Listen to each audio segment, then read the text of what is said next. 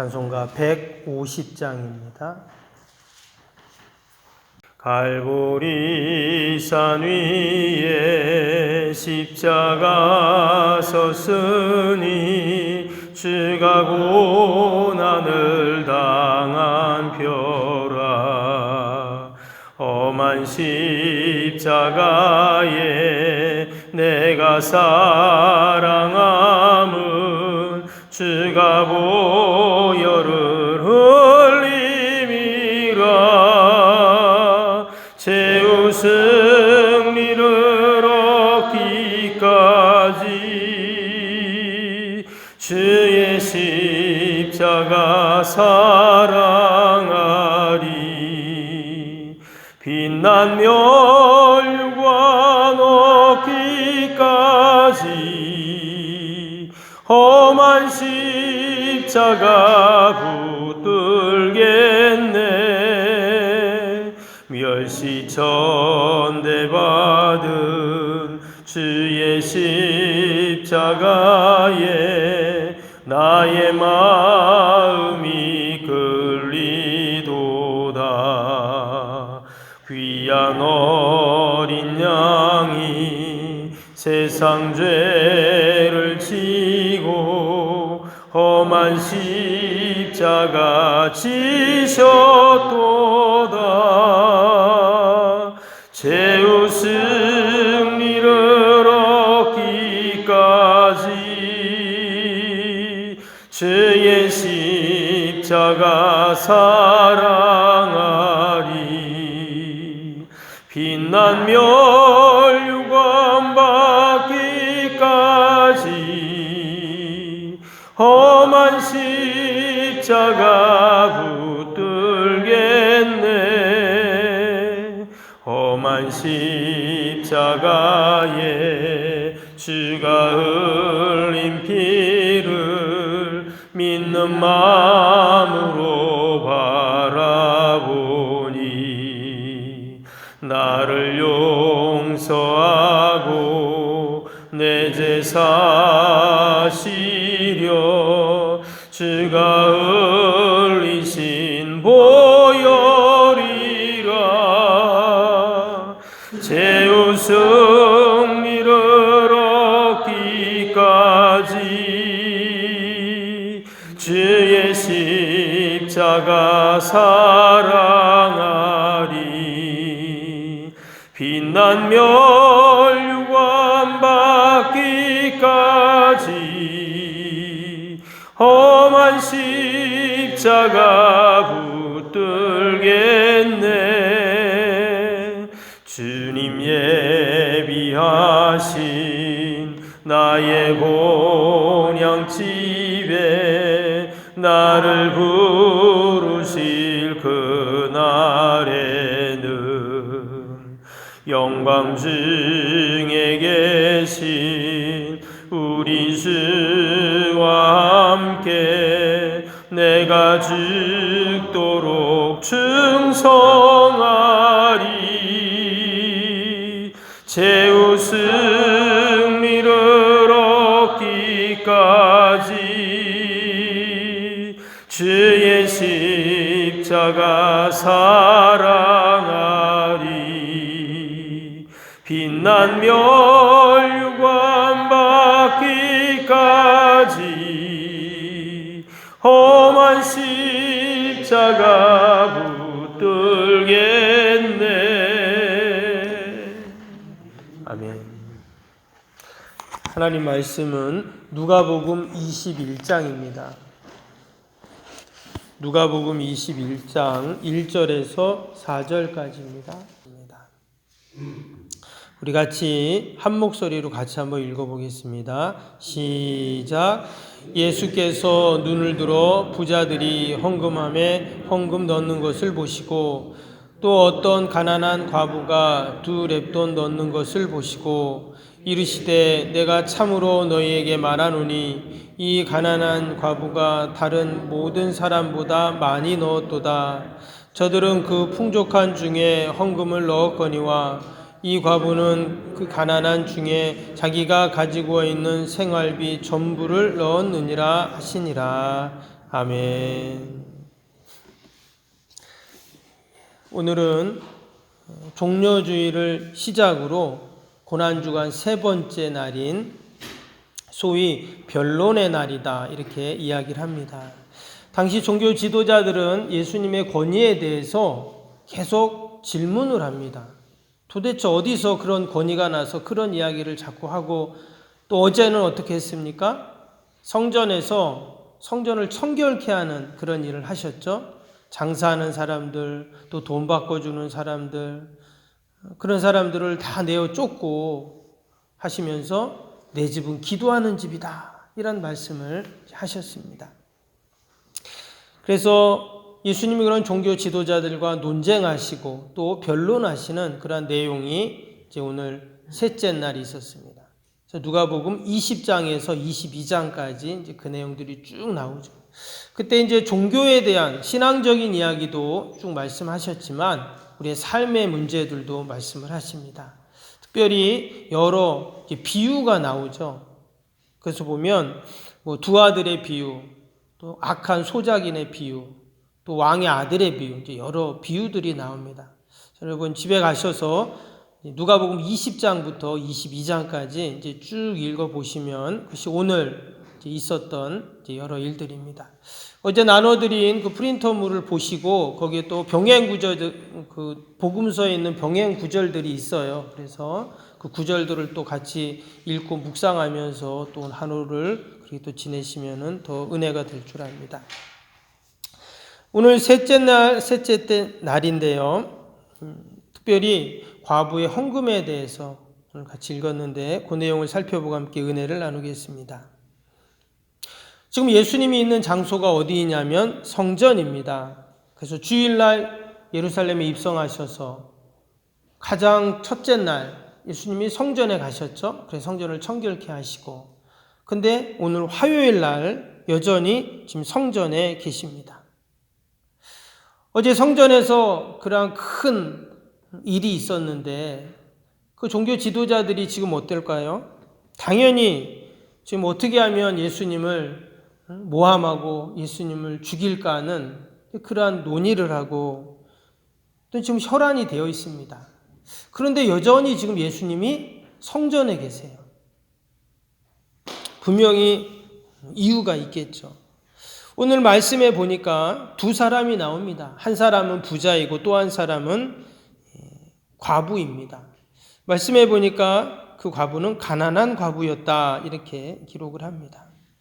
옛날 예루살렘 성전에 들어가면 가장 중심에 성소가 있습니다. 그리고 성소 주변에 보면 제사장의 뜰이 있죠. 그리고 제사장 뜰 밖에는 남자들의 뜰이 있습니다. 또 남자들 뜰 밖에 보면 여자들의 뜰이 있고 또 그 여자들 뜰 밖에 보면 이방인의 뜰이 있습니다. 그래서 성전에 가려면 이런 여러 뜰을 거쳐서 들어갈 수가 있죠. 근데 이방인의 뜰과 여자들의 뜰 사이에 미문이라는 곳이 있었는데 그 미문에 들어가면 13개의 헌금통이 있습니다. 그래서 사람들은 거기를 지나갈 때 그 헌금통에다 이제 헌금을 하게 됩니다. 이것은 이제 성전세와는 또 다른 건데요. 헌금을 합니다. 헌금을 하면 부자들은 그 성전에 들어갈 때 그 헌금을 하면 일반인들과 다르게 헌금을 할 때 많은 액수를 헌금합니다. 그래서 헌금통에 돈이 떨어질 때 돈 떨어지는 소리가 우수수 이렇게 들린 거예요. 그러면 많은 사람들은 그 모습을 보면서 존경스러운 눈초리로 바라보면서 이렇게 속으로 생각합니다. 나는 언제쯤 저 부자들처럼 저렇게 헌금을 할 수 있을까? 저들은 헌금도 많이 하니까 하나님께 복도 많이 받겠지? 이런 생각을 이제 하게 됩니다. 그런데 그 부자가 지나간 다음에 이번엔 가난한 과부가 이제 헌금을 합니다. 이 과부는 너무나 가난했기에 당연히 적은 액수를 헌금을 하겠죠.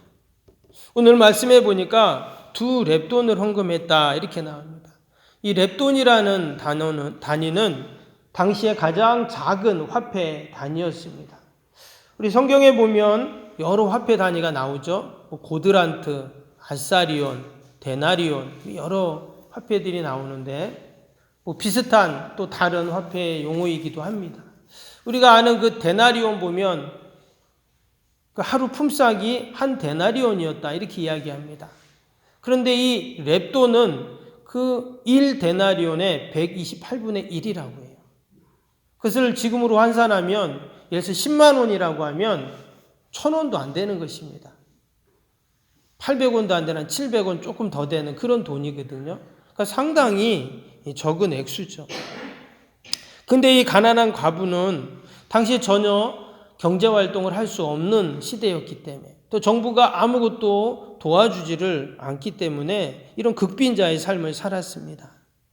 오늘 말씀해 보니까 4절에 뭐라고 했냐면 그 두 렙돈이 그 과부의 생활비 전부였다 이렇게 지금 기록을 합니다. 아주 작은 돈이었지만 그게 자기의 생활비 전부였다는 거예요. 그런데 그것을 지금 헌금함에 조용히 넣고 사라져 버린 것입니다. 근데 오늘 말씀해 보니까 예수님이 그 헌금하는 모습을 보고 계셨다 이렇게 나오죠. 1절을 봅니다. 예수께서 눈을 들어 부자들이 헌금함에 넣는 것을 보시고 그랬죠. 2절에도 보면 또 어떤 가난한 과부가 그 두 렙돈 넣는 것을 보시고 그랬어요. 예수님께서 지금 그 부자, 그 또 가난한 과부가 헌금하는 모습을 보고 계셨다는 거예요. 예수님은 늘 우리를 보고 계시죠. 헌금하는 모습만 보는 게 아니라 우리가 말하는 것, 행동하는 것, 기도하는 것, 또 예배드리는 모습, 심지어 우리의 생각까지도 다 알고 계시고 보고 계시다고 그렇게 말씀하고 있습니다. 그럼 예수님은 왜 그 모습을 유심히 보고 있었을까요? 그들을 감시하거나 또는 잘했다 못했다 지적하기 위해서 보고 계신 것이 아니었죠.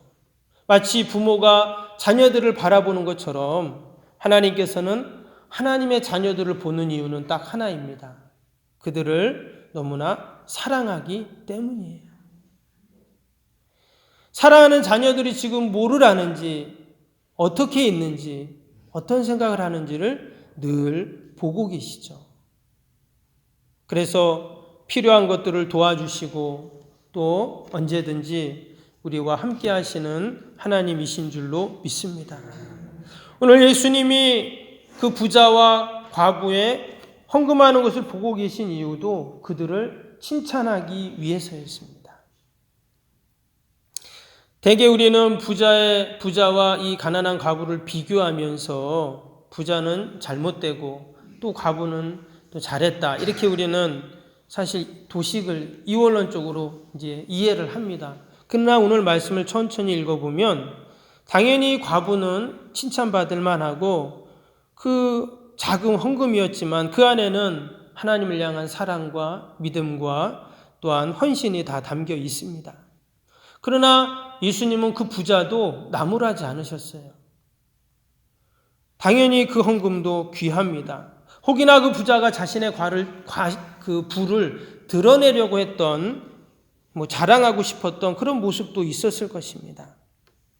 그러나 4절 앞부분에 보면 그 부자를 풍족하게 그가 헌금을 할 수 있었던 풍족하게 하신 분은 누구인가? 바로 하나님이었다 하는 것입니다. 그 부자가 자신의 그 풍요로움을 하나님께로 온 것을 알지 못하는 것이 문제인 것이죠. 그러나 그 풍성함, 그 풍요로움이 하나님이 주신 것이다 라는 것을 알고 또 하나님께 영광을 돌린다면 그것은 너무나 귀한 일이 되겠죠. 오늘 이 과부의 두 렙돈 이것을 통해서 오늘 3절에 보니까 이렇게 말합니다. 이르시되 내가 참으로 너에게 말하노니 이 가난한 과부가 다른 모든 사람보다 많이 넣었도다. 이게 보면 예수님께서 많이 넣었다 이렇게 지금 표현을 하셨어요. 결코 많이 넣지 않았죠. 그러나 하나님은 우리를 그렇게 봐주시는 거죠. 분명히 사람의 그냥 일반적으로 기준으로 볼 때는 많은 것이 아닌데 예수님께서는 많이 넣었다 이렇게 말씀하세요. 예수님은 우리를 늘 그렇게 여겨주시고 또 봐주시는 것입니다. 이어지는 4절도 보시면 이 과부는 그 가난한 중에 자기가 가지고 있는 생활비 전부를 넣었느니라 하시니라. 여기 보면 이 과부는 자신의 생활비 전부를 넣었다 이랬어요. 예수님께서는 이 과부의 생활비 전부를 알고 계셨죠. 어떻게 예수님께서 이 과부의 생활비 전부를 다 알고 있는가? 이미 예수님은 다 보고 계셨기 때문입니다. 이미 그 과부의 삶을 다 알고 계셨다는 것이죠. 그 과부가 창피하고 죄송하고 또 가장 힘들 때가 언제였냐면 아마 이처럼 헌금을 할 때였을 것입니다. 자신도 더 하나님께 많은 것을 드리고 싶지만 그럴 수 없는 자신의 상황들이 있었죠. 그래서 이 과부는 창피한 것이 아니라 사람들에게 창피한 게 아니라 하나님께 늘 죄송한 마음을 가졌던 것입니다. 예수님은 그 모습을 아시고 그 마음을 아시고 그 여인에게 가장 너가 많이 넣었다 이렇게 지금 칭찬을 하고 계신 것입니다. 이처럼 하나님은 늘 우리의 중심을 보시는 줄로 믿습니다. 우리의 모든 것을 다 알고 계시고 보고 계세요. 그래서 우리가 이 새벽에도 우리 아픔과 고민과 염려와 모든 걱정거리를 하나님이 다 보고 계시기에 우리가 하나님께 다 아뢰고 또 하나님께 올려드릴 때 하나님이 도우시고 또 오늘도 선하게 우리를 인도해 주실 줄로 믿습니다. 오늘도 우리가 이 고난주간 셋째 날을 보내면서 주님의 십자가를 깊이 묵상하고 또 경건한 모습으로 또 거룩을 이루어가는 저와 여러분이 되시기를 주님의 이름으로 축복합니다.